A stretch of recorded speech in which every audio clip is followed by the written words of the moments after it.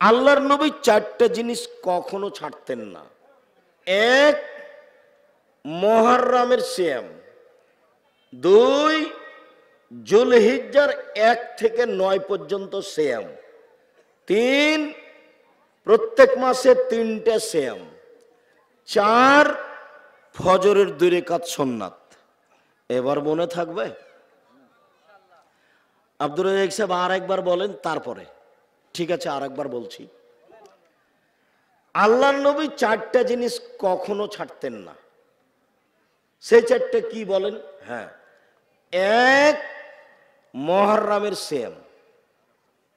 দুই, যুলহিজ্জার 9টা সিয়াম, 1 থেকে 9, কুরবানির আগের দিন পর্যন্ত।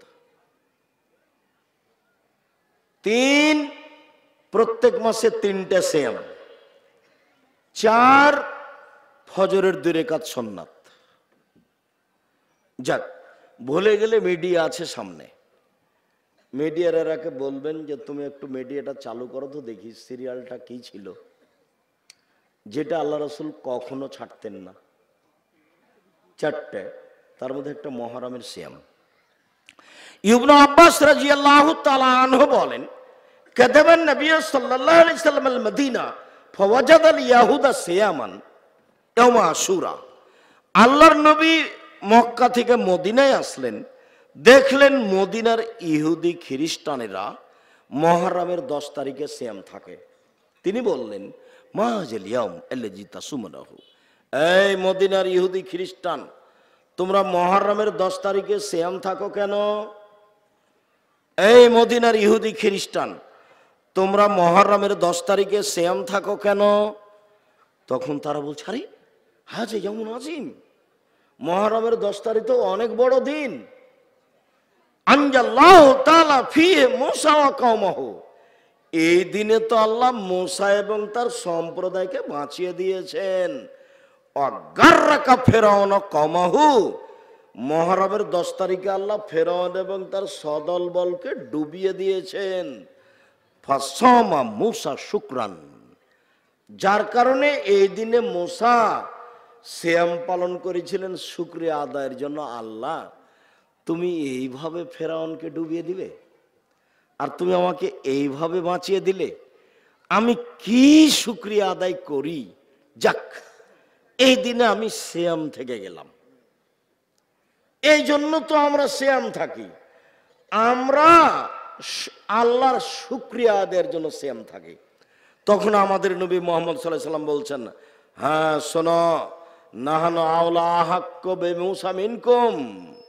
আমরা বেশি হক রাখি, আমরা মুসলমান বেশি হকদার মূসার সুন্নাত পালন করতে তোমাদের চেয়ে। অতএব আমি মুহররমের 10 তারিখে সিয়াম থাকলাম, সঙ্গী সাথী তোমরা মুহররমের 10 তারিখে সিয়াম থাকো। যেমন এই কথা বলা, তেমনি সাহাবীগণ বলে বসলেন, বলেন কি, মুহররমের 10 তারিখ ওদের বড় দিন, মুহররমের 10 তারিখ ওদের বড় দিন, ওরা তো পালন করবেই। আপনি তো বলছেন যে ওদের বিরোধিতা করতে হবে, ওদের বিরোধিতা করতে হবে। তো আমরাও যদি মুহররমের 10 তারিখে সিয়াম থাকি তাহলে তো ওদের মতো হয়ে গেল। বিরোধিতা হলো কিভাবে? আর ওদের সাথে মিশবে না, এই জন্য আল্লাহ রাসূল আফসোস করে একটা কথা বলেছে। এই কথাটা তোমাদের ধরে রাখতে হবে। মুরব্বী, আপনি একটু খেয়াল করেন ভাইজান। এই ছেলেরা, এই তোমরা আবার ওখানে দাঁড়িয়ে আছো কেন? তোমাদের কেউ বসতে বলে না? সামনে গিয়ে বসো না, জায়গা নেই? সামনে গিয়ে বসো, যাও বসো। এই ছেলেরা, তোমরা এই পাড়ার যারা ছেলে আছো দায়িত্ব পালন করো, যাও বসার জন্য অনুরোধ করো। তোমরা এই পাড়ার ছেলে, এখানে এ করতে পাবা না, আজকে বক্তব্য শুনতে পাবা না। তোমরা পরিবেশটা কন্ট্রোল করতে পারছো না কেন? জায়গা মানুষ না ধরে সেটা ভিন্ন কথা। কালকে যেখানে রাতে বক্তব্য ছিল সেখানে লাখের মতো মানুষ ছিল, তো জায়গা হচ্ছে 50,000-এর, তো বাকি 50,000 কি করবে? এখন বাকি 50,000-কে আমি বলবো যে তোমরা বসো, তো বসার তো ব্যবস্থাই নাই। তো তখন বারবার অনুরোধ করতে থাকলাম, আমাকে দেখতে পান আর না পান, এক পায়ে দাঁড়িয়ে আমার কথাটা শোনার চেষ্টা করেন। খুব কষ্ট করে অ্যাডভোকেট মনসুর সাহেব আমাকে উপস্থিত করেছেন এখানে, আমারও সময় নেই। তো এইটুকু তো তোমাদের মূল্যায়ন করতে হবে, তোমরা এলাকার ছেলে। আর যারা আপনারা মুরব্বী ভাই আছেন, আপনাদেরকে এটুকু মূল্যায়ন করতে হবে। আপনি আমাকে নিয়ে আসার জন্য সিরিয়ালে চেষ্টা করেন, দেখি কতদিন লাগে। আমি আপনার বাড়ির পাশে আছি এ কথাই ঠিক, তবে একদিন বের করা কঠিন এ কথাও ঠিক। তো মূল্যায়ন তো আপনাকে করতে হবে। আমি চলে গেলাম, আপনি ঘোরাঘুরি করলেন, তা আপনি কি এমন সুবিধা ভোগ করলেন? শুনেছেন আব্দুর রাজ্জাক বিন ইউসুফ আসবেন, বাড়িতে বসে আছেন, আপনার এটা লজ্জাজনক ব্যাপার। কেন থাকবেন? কোন শরমে থাকবেন? কোন লজ্জায় থাকবেন? থাকবেন কেন? কি ভিত্তি আছে আপনার? জাতির যদি রাস্তাঘাট করে দিতে না পারি, জাতির যদি স্কুল কলেজ করে দিতে না পারি, জাতিকে চূড়ান্ত সঠিক ধর্ম দিতে পারবো ইনশাআল্লাহ। ধর্মের ব্যাপারে জাতিকে ফাঁকি দিয়ে পরকাল হারাতে রাজি নই। 90 সাল থেকে নিয়ে এখন পর্যন্ত কোনোদিন অপ্রয়োজনীয় বাক্য বলিনি। আপনি বসে থাকবেন বাড়িতে কেন? আমি তো আপনার জন্য এসেছি। আপনি চেষ্টা করেন একদিন আনার জন্য। আমি আপনার জন্য এসেছি, কেন আপনি বাড়িতে থাকবেন? আমি 90 সাল থেকে নিয়ে এখন পর্যন্ত কোনোদিন কেসা কাহিনী বলিনি। আমি 90 সাল থেকে নিয়ে এখন পর্যন্ত কোনোদিন মাঝহাব নিয়ে কথা বলিনি। এই যে বলছি শুরু থেকে নিয়ে এখন পর্যন্ত, কোনটা মাঝহাবের বিরুদ্ধে হলো, কোনটা কারো ব্যক্তির বিরুদ্ধে হলো, কোনটা অপ্রয়োজনীয় বাক্য হলো? শুধু আজকেরটা নয়, 90 সাল থেকে নিয়ে এখন পর্যন্ত যা বলেছি, কোথাও একটা বাক্য আপনি দেখাতে পারবেন না। হিসেব নিকেশ ছাড়া চলি না। এসেছি, এলাকার মানুষ মূল্যায়ন করবেন, সামনে বসে কথা শুনবেন। সম্মানিত দিনী ভাই বোন, বলছিলাম যে আরে মুহররমের 10 তারিখ তো বড় দিন, আমরা কেন থাকব? মূসাকে আল্লাহ বাঁচিয়ে দিয়েছেন, ফেরাউনকে আল্লাহ ডুবিয়ে দিয়েছেন। ইহুদি খ্রিস্টানেরা এই দিনে সিয়াম থাকে, এইটা হলো তাদের বড় দিন, আমরা কেন থাকব? আপনি তো দুঃখ করে আফসোস করে বলেছেন। পৃথিবীর মানুষ শুনে রেখো, আমার উম্মত ইহুদি খ্রিস্টানদের সাথে মিশে যাবে চাল চলনে, পোশাক পাশিতে। ডান হাতের বিঘত যেমন বাম হাতের সমান, সমান সমান। আমার উম্মত তাদের সাথে মিশে যাবে কৃষ্টি কালচারে সমান সমান। আবার বলছেন, পৃথিবীর মানুষ শুনে রেখো, আমার উম্মত ইহুদি খ্রিস্টানদের সাথে মিশে যাবে পোশাক আশাকে, চাল চলনে, কৃষ্টি কালচারে। ডান পায়ের জুতা যেমন বাম পায়ের সমান, বাম পায়ের জুতা যেমন ডান পায়ের সমান, আমার উম্মত মিশে যাবে তাদের সাথে তেমন সমান সমান। আরো আফসোস করে বললেন, পৃথিবীর মানুষ শুনে রেখো, ইহুদি খ্রিস্টান যদি মায়ের সাথে জেনা করে থাকে, আমার উম্মত তাদের সাথে মিশে গিয়ে মায়ের সাথে জেনা করবে না। এবার এখানে যতগুলো ছেলে আছে, বহু ছেলের মাথার চুল উপরের দিকে আছে, বড় নিচের দিকে চাঁচা আছে। বলো এটা কি? বলে যে আব্দুর রাজ্জাক সাহেব ওর বাপ নয়, ওটা ওর চাচা। ও যাকে আব্বা বলে ডাকে ওটা ওর চাচা। ওই বুঝতে পারেনি তাই তাকে আব্বা বলে। কেন? বাপ থাকলে মাথার চুল এরকম হবে কেন? বাপ তো বাপই। এক দাঁত খুলে দেবো, এভাবে চুল ছেড়েছো কেন? এটা তো সব ব্রাজিলের খেলোয়াড়ের আদর্শ, তুমি কেন এটা? ও তো ইহুদি, ও তো খ্রিস্টান। তোমার গায়ে একটা গেঞ্জি আছে যার পিছনে লেখা আছে 1047, ও তো খেলোয়াড়ের গেঞ্জি। তোমার ওই গেঞ্জিটা যদি আমাকে দাও, তা আমি টয়লেট পেপার হিসাবে ব্যবহার করব না। ওকে আমি এত ঘৃণা করি। ওকে ফেলে দিয়ে থুথু দিব, দিয়ে পা দিয়ে ঠেলে ড্রেনে ফেলে দেবো। তোমার গেঞ্জিটা আমার কাছে এত অপছন্দ। তুমি গেঞ্জি গায়ে দিয়ে আছো, তোমার মা আছে, কে বলেছে এটা তোমার মা? ওটা তোমার খালা। তুমি, তোমার বাপ, তোমার 14 গোষ্ঠী মিলে প্রমাণ করতে পারবে এটা তোমার মা। তোমার বোন এখানে বসে আছে বক্তব্যের নামে, ও একটা পায়জামা পরে আছে, যে পায়জামার ভিতর দিয়ে আর একজন ঢুকবে, এরকম ফাঁকা। তো বলো যে আমার মা আছে, তোমার বোন এখানে একটা বসে আছে স্কিন পায়জামা পরে আছে, এমন পায়জামা যাতে তো অঙ্গ প্রত্যঙ্গ বোঝা যায়, লজ্জা স্থানও বোঝা যায়, বলো তোমার মা আছে? ওটা তোমার মা? ওটা তোমার সৎ মা।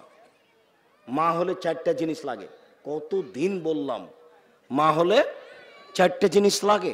জাবের বলছেন আমার আব্বা ওহুদের যুদ্ধে শহীদ হয়েছেন 9 জন মেয়ে রেখে, আমার 9টা বোন আছে।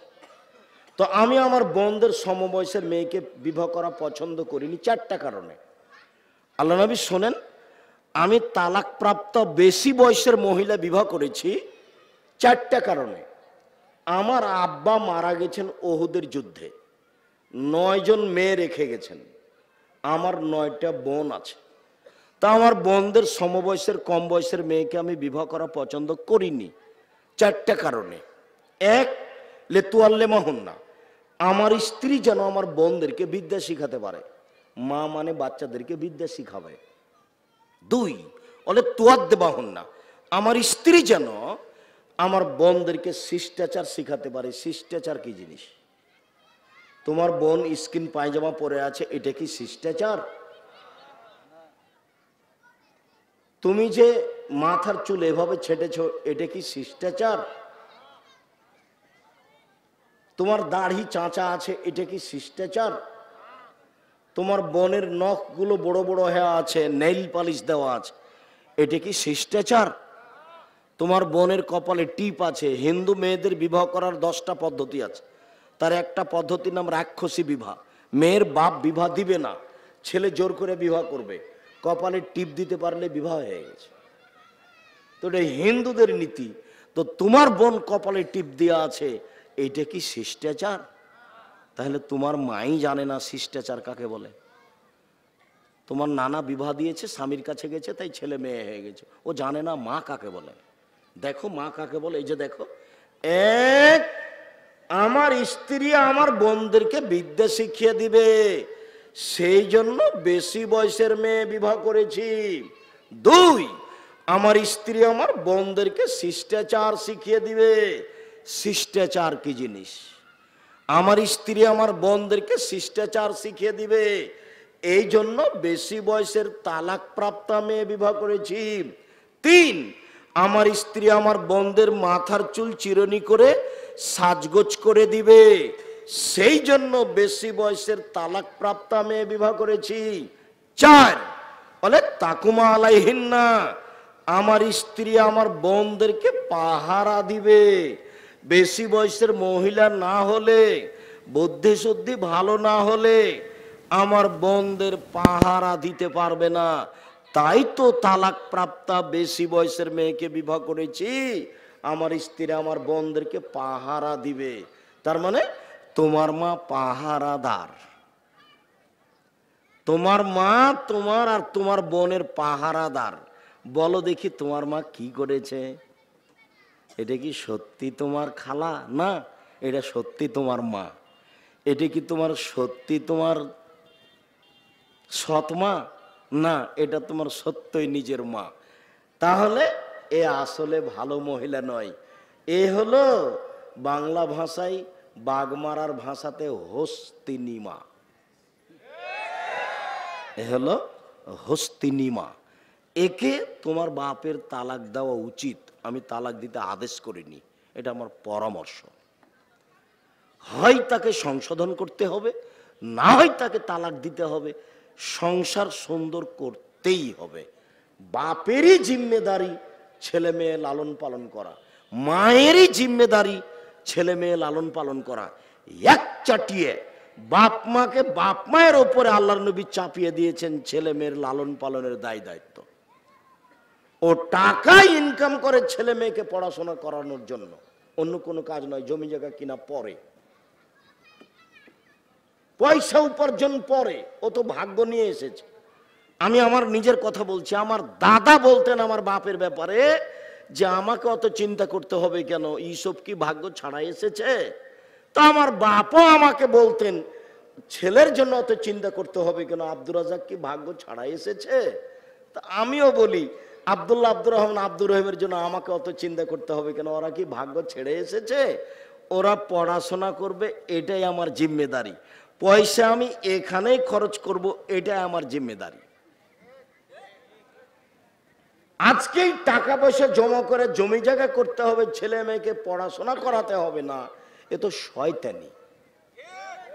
এ হলো শয়তানি। বাপ ছেলে মেয়েকে শিক্ষা দিবে উপার্জনের শেষ পর্যায়ে নেমে গিয়ে। বলেন তো সেটা কি? ভিক্ষা করা। ভিক্ষা ছেলে মেয়ে করবে না, কে ভিক্ষা করবে? বাপ। আমি বলি না যে বাপকে ভিক্ষা করে পড়াতে হবে। বাপ ভিক্ষা করে পড়াবে কেন? দিন মজুরি করে পড়াবে। সারাদিন মানুষের বাড়িতে কাজ করবে, 500 টাকা পাবে, সেটা করে ছেলে মেয়েকে পড়াবে। সেটাও যদি করতে না পারে তাহলে তাকে ভিক্ষা করেই ছেলে মেয়েকে পড়াতে হবে। ছেলে মেয়ে ভিক্ষা করতে যেতে পাবে না। তার মানে বাপ, তার মানে মা, দুজন মিলে সর্বদা ভাববে কেমনে ছেলেটাকে মানুষ করব, কেমনে মেয়েটাকে মানুষের মতো মানুষ করব। এই কুকুর শ্রীগেল হয়ে দৌড়ে বেড়াবে, তার নাম বাপ? এ নগ্ন হয়ে ঘুরে বেড়াবে, তার নাম মা? জি না, একে মা বলে না। সম্মানিত দিনী ভাই বোন, রাসূল সাল্লাল্লাহু আলাইহি সাল্লাম মুহররমের সিয়াম পালন করতে বললেন। বললেন কত বাজে? সম্মানিত দিনী ভাই বোন, রাসূল সাল্লাল্লাহু আলাইহি সাল্লাম বললেন, পৃথিবীর মানুষ শুনে রেখো, আমি আশা করি কেউ যদি মুহররমের 2 দিন সিয়াম থাকে। ও আরে, আপনি তো বলছেন বিরোধিতা করতে হবে, তাহলে কেমন হয়ে গেল? আল্লাহ রাসূল বলছেন, থামো থামো থামো, লাইন বাকাইতো লা কাবিল্লা সুমান্না তাসিয়া। সামনে বছর বেঁচে থাকলে 9 তারিখও সিয়াম থাকবো। 9 তারিখ হবে বিরোধিতা, 10 তারিখ হবে শুকরিয়া। মুহররমের সময় সিয়াম 2 দিন, 9 বিরোধিতা, 10 শুকরিয়া। মনে থাকবে না মনে হয়? এই জন্য মুহররমের 2টা সিয়াম। আল্লাহ রাসূল বললেন, কে যদি মুহররমের 2 দিন সিয়াম থাকে বিগত 1 বছরের পাপ ক্ষমা হবে। তিনি বললেন, কেউ যদি আরাফার 1 দিন সিয়াম থাকে আগে পরে 2 বছরের পাপ ক্ষমা হবে। অবাক ইবাদত যে, সামনে বছরে কি করবেন সেটা সবই ক্ষমা। এর নাম আরাফার সিয়াম। একটু পরে আরাফার সিয়ামের কথাটা বুঝাচ্ছি। রাসূল সাল্লাল্লাহু আলাইহি সাল্লাম বললেন, কেউ যদি প্রত্যেক মাসে 3 দিন সিয়াম থাকে আর যদি রমজান থাকে তাহলে সারা বছর সিয়াম পালনের নেকি পাবে। এইখানে কথা একটু স্পষ্ট করি, সারা বছর সিয়াম পালনের পদ্ধতি 2টা, একটা একটু ভারী আর একটা সহজ। এই ছেলে, তোমরা দেখো পিছন দিকে কথা বলছে কে? তোমরা একটু খেয়াল করো, তোমরা দেখো তো, এই পাড়ার ছেলেগুলি দেখো তো।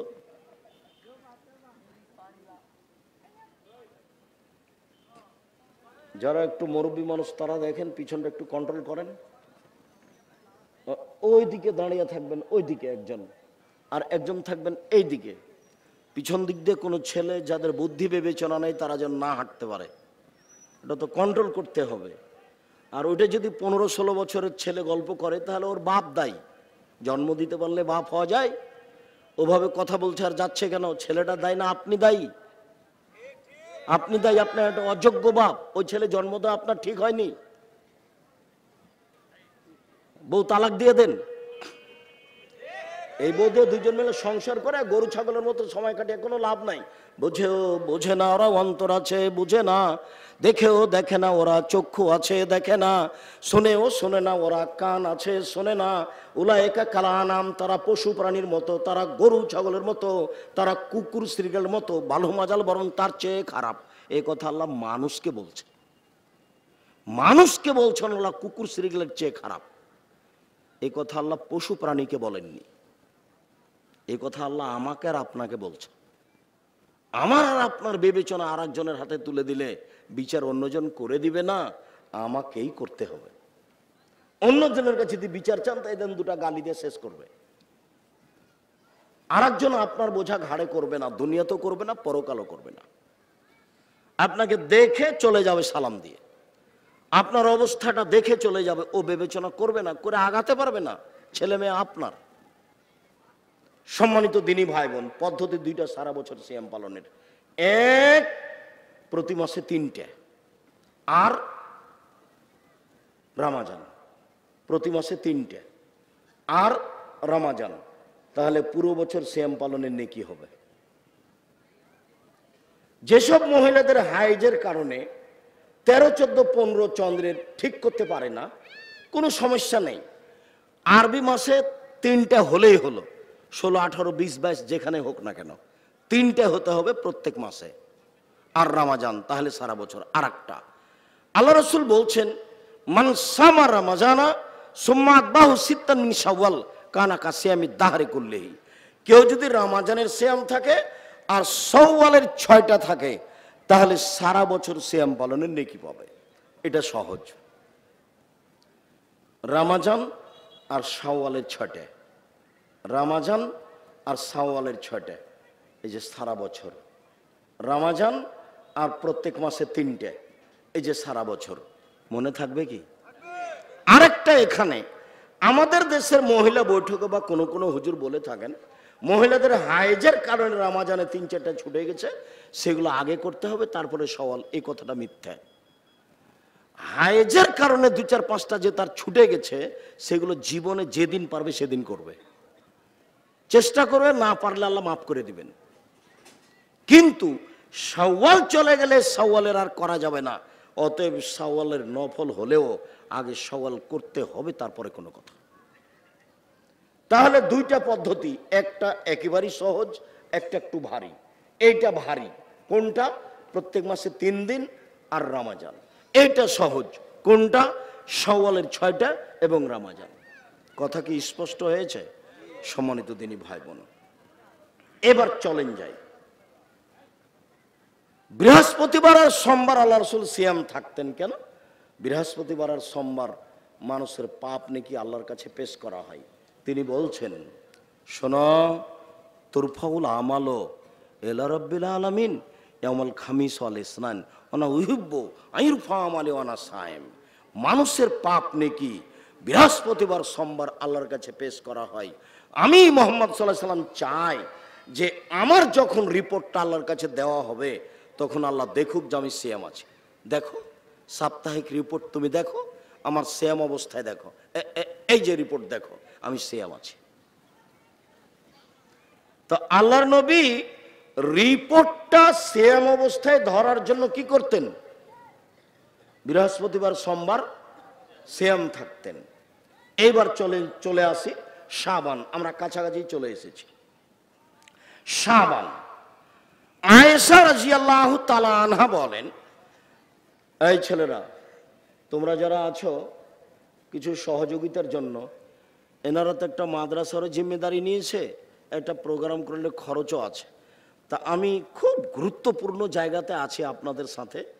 আমি শাবানে আল্লাহ রাসূল বেশি সিয়াম থাকতেন কেন, এইটুকু বলতে চাচ্ছি। আর এরই ফাঁকে ছেলেরা আপনাদের কাছে আসবে, কেউ তাদেরকে খালি ফিরিয়ে দিবেন না। হক সেটা 200 টাকা, 500 টাকা, 50 টাকা, 10 টাকা। মানে আমি আজকে বলতে পারলাম না, কিন্তু আপনাকে মনে রাখতে হবে যে ওই লোকটা দান চেয়েছে ওর সুবিধার জন্য। হ্যাঁ, তার সুবিধার জন্যই, কিন্তু দান চেয়েছে তাই আমি দিলাম, এইটা পরে। দান হলো সবচেয়ে শক্তিশালী ইবাদত, এটা আগে বলেন তো, দান কেমন ইবাদত? সবচেয়ে শক্তিশালী ইবাদত। এইটা যেন আপনার ভিতরে থাকে। যাক, উনি চেয়ে ভালো করেছেন, আমি কি করলাম? চাওয়াতে একটা শক্তিশালী ইবাদত আমি করলাম। হোক সেটা কম, হোক সেটা 10 টাকা। তো ছেলেরা যাচ্ছে, তোমরা রেডি আছো? যাও, তোমরা যাও। কেউ তাদের খালি হাতে ফিরাবেন না। 200 টাকা হোক, 500 টাকা হোক, 1000 টাকা হোক, 10 টাকা হোক, 20 টাকা হোক। আমিও আপনাদের এখানে বৈঠকি দানে অংশগ্রহণ করছি। আপনারা যারা স্টেজে আছেন, কেউ খালি থাকতে পাবেন না।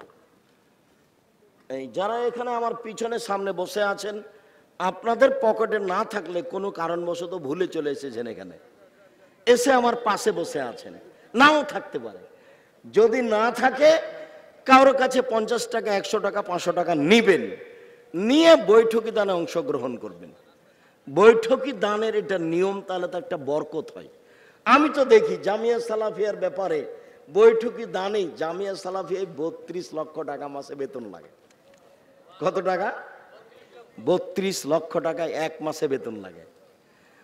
রামাজান মাসে লাগবে 48 লক্ষ, আর কুরবানির মাসে লাগবে 48 লক্ষ, মানে যা লাগে তার অর্ধেক বোনাস। তো কিভাবে হয়? বাঘ মারার লোক দেয়, সেই জন্য হয় না। আব্দুর রাজাক সাহেব, এটা মনে হলো না, কেহ তো দেয়। বাঘ মারার সবাই না হোক, কেহ না কেহ দেয়। সারা এলাকার, দেশ দুনিয়ার বাহিরের আমার দিনী ভাই বোন দেয়। তাছাড়া আমি কি ওই টাকা বানাই? আমি কি ওই টাকা বানাতে পারবো? এক মাসের টাকা